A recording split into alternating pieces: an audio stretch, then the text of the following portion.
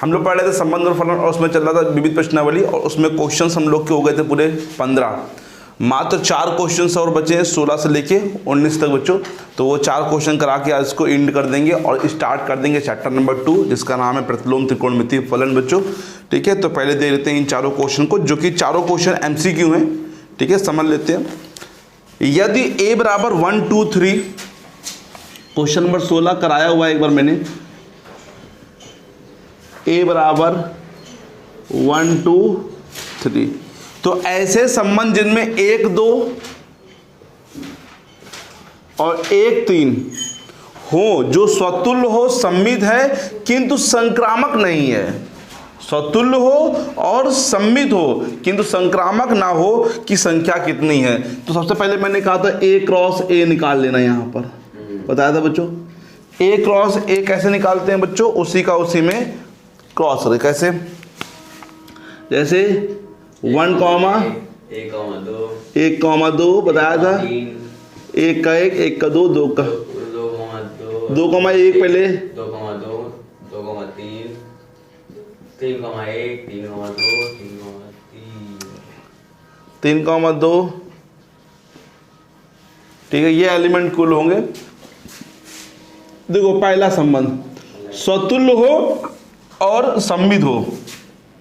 स्वतुल्य के लिए तो कंपलसरी है कि 1 1 2 2, और ये 2 एलिमेंट उन्होंने कहा ही है कि होने ही चाहिए जो स्वतुल्य। 1 2, अगर 1 2 है तो इसका उल्टा भी होना चाहिए बच्चों।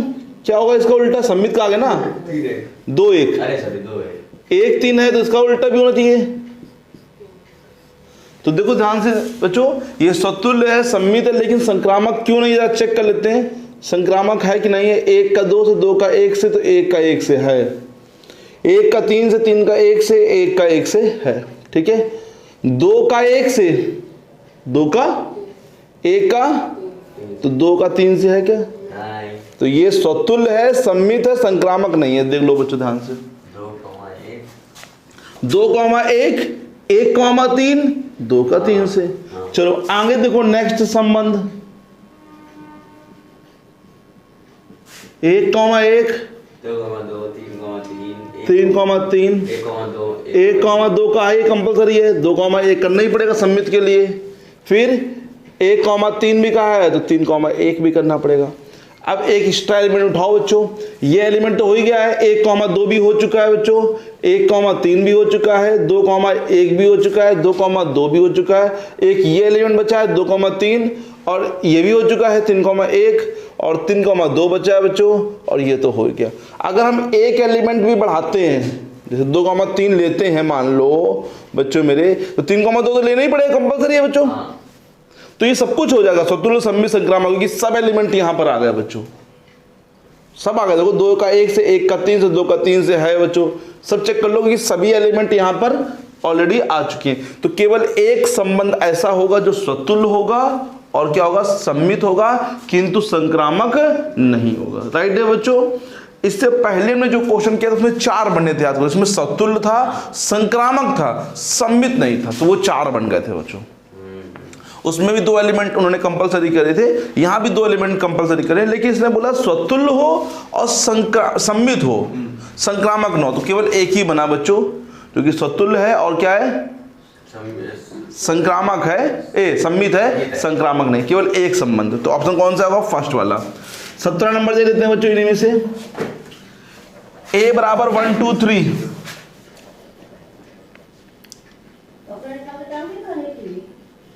लिखा है कि अवयव 1 2 वाले तुल्यता संबंधों की संख्या है। 1 2 यहां रखना है बच्चों। अच्छा 1 2 3 तो वही होगा, फिर से तुल्यता कहा गया बच्चों।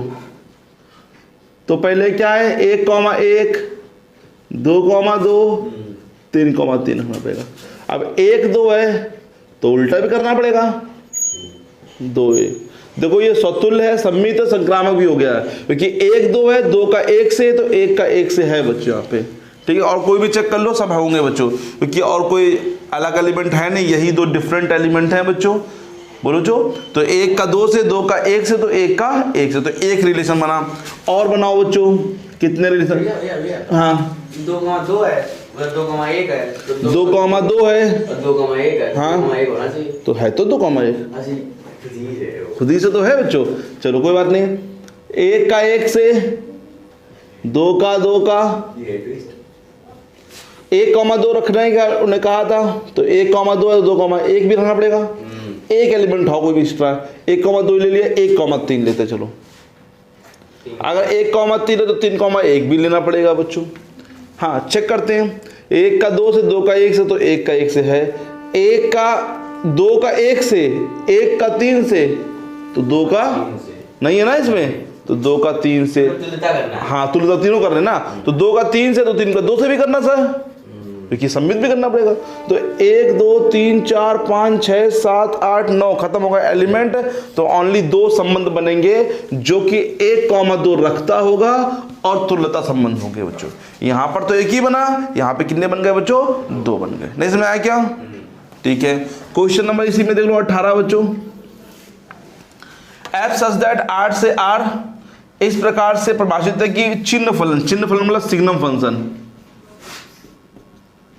चिन्ह फलन देखो बच्चों, यहां पे लिखा है एक 0 और एक, ये कब होगा जब ग्रेटर देन 0 होगा, ये कब होगा जब 0 के इक्वल होगा, ये कब होगा जब 0 से छोटा होगा।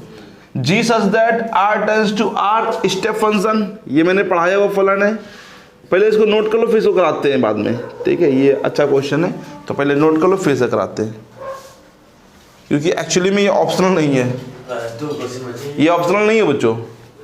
18 नंबर क्वेश्चन एमसीक्यू नहीं है। ठीक है, अब क्वेश्चन नंबर 18 दे लेते हैं जो कि एमसीक्यू नहीं है बच्चों, ये बीच में आ गया एमसीक्यू के बीच में। लिखा है एफ एक्स इक्वल टू चिन्ह फलन, जिसको बोलते हैं हम लोग सिग्नम फंक्शन बच्चों। 1 0 -1, x greater than 0, x equal to 0, x less than 0। ये एफ एक्स फलन है जो कि आर से आर पे टेंड कर रहा है बच्चों।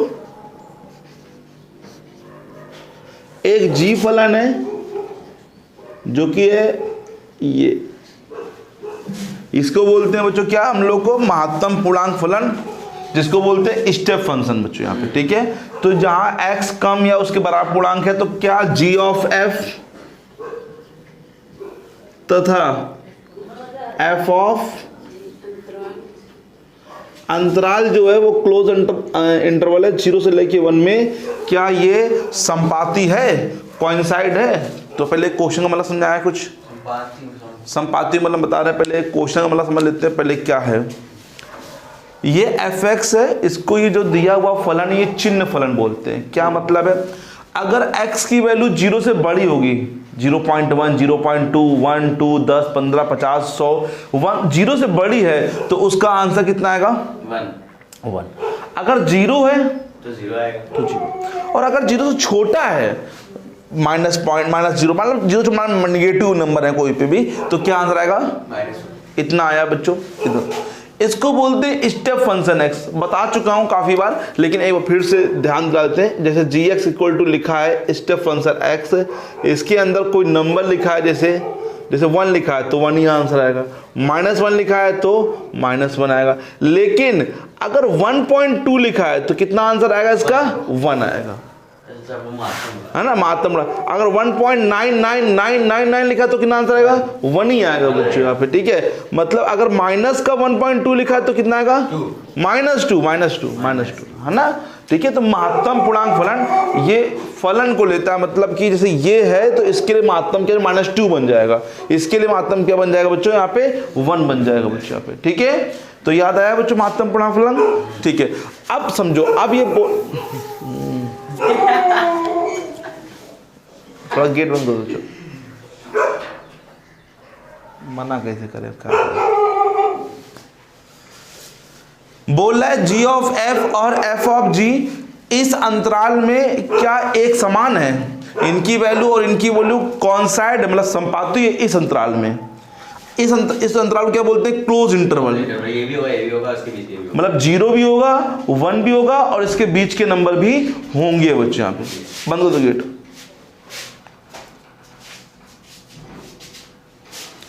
तो देखो एक बार हम लोग क्या लेंगे 0, एक बार क्या लेंगे 1 और एक बार इसके बीच के नंबर लेंगे बच्चों हम लोग, ठीक है। तो पहले हम लोग देखो समझो यहाँ पे g ऑफ f और यहाँ पे क्या ले रहे हैं हम लोग, 0 0 है बच्चों, ठीक है।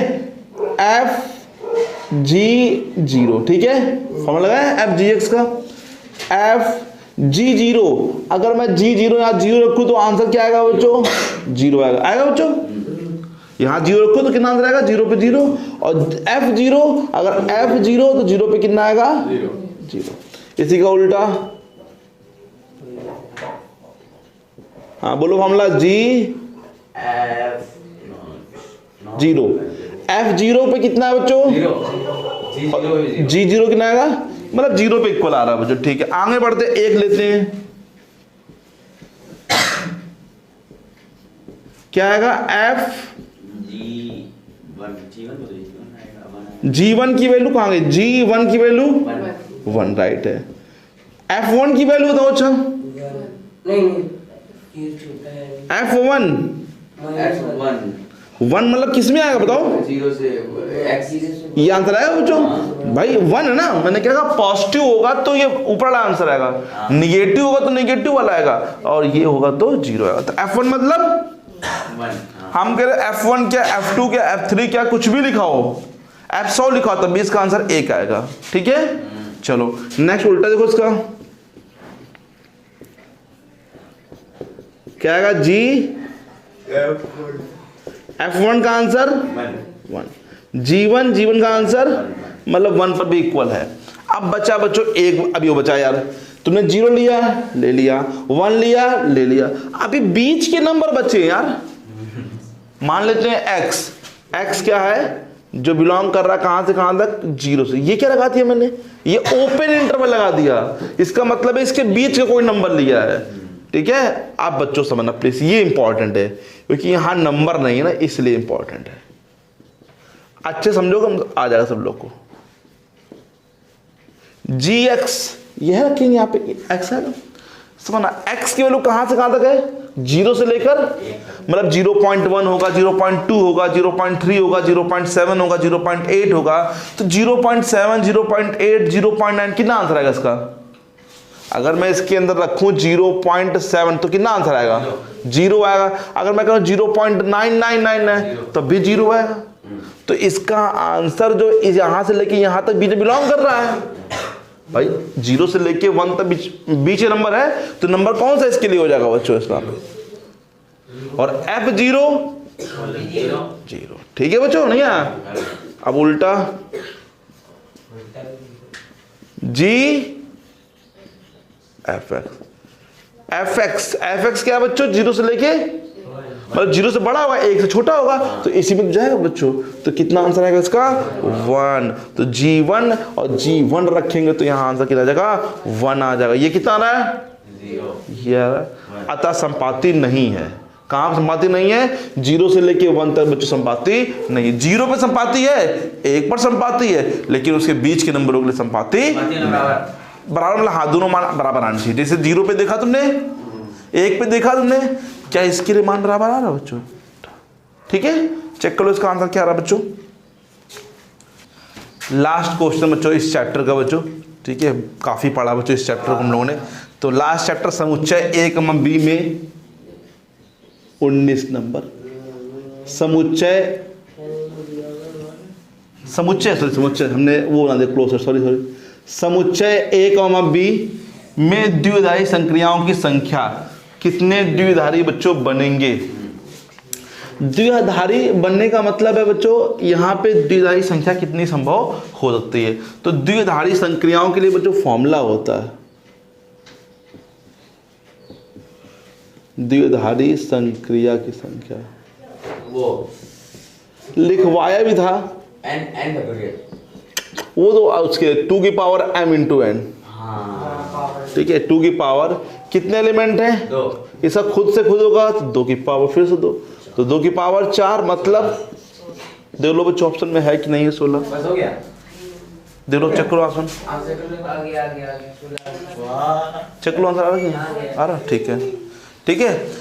अगर यहाँ 2 होते मान लो, 2 सेट होते मान लो, इसमें 2 एलिमेंट है, इसमें 4 एलिमेंट है, तो 2 की पावर क्या होता है 2 गुणे 4।